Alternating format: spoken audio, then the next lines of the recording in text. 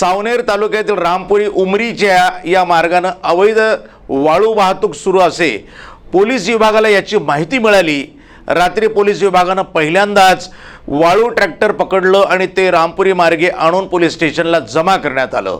केळवत police विभाग समोरील कारवाई करत आहे। या वाळूची वाहतूक गेल्या कित्येक वर्षापासून सुरू आहे, परंतु वन विभाग, महसूल विभाग आणि इतर विभाग हे डोळे झाक करत आहे असा आरोप केला जातोय। काल रात्रीला उमरी रामपुरी इथं वाळूची अवैध वाहतूक करणाऱ्या ट्रॅक्टरवर पोलीस विभागाने कारवाई करताच वाळू चोरांचे धाबे दणाणले आहे। यामध्ये काही नागरिकांचे मनासारखे झाले तर काहींच्या मनात खुशी येत होती, तर काही ढालगाव खैरीच्या नाल्यातून, नांदोरी गावच्या शिवारातील नाल्यातून, कवठा गावचा सरकारी पाण्याच्या विहिरीजवळील सरकारी जागेतून आणि नाल्यातून सर्रास अवैधरित्या वाळूची चोरी करत असून त्यामध्ये वाळू चोरण्यांनी शासनाचा लाखोचा महसूल बुडवला आहे। त्यावर शासनानं वेळोवेळी कडक कारवाई करण्यात यावी असं नागरिकांचं म्हणणं आहे। आजपर्यंत कोणत्याच अधिकाऱ्यांनी अशी मोठी कारवाई केली नाही।